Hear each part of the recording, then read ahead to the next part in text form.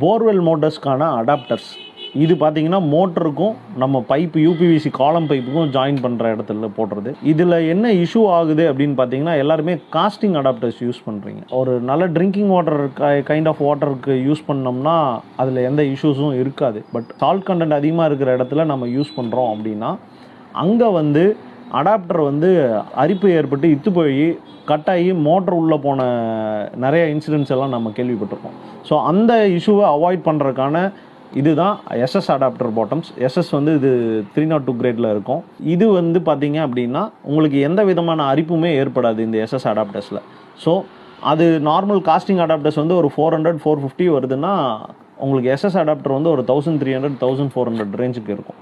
So இந்த ஒரு வெறும் நம்ம ஒரு 1000 ரூபா எக்ஸ்ட்ரா ஸ்பெண்ட் பண்ணுறது மூலமாக நம்ம ஒரு 30,000-40,000 ஒர்த்தான மோட்டரை வந்து சேவ் பண்ண முடியும். இந்த மாதிரி யூஸ்ஃபுல்லான கைடன்ஸ் உங்களுக்கு வேணும் அப்படின்னா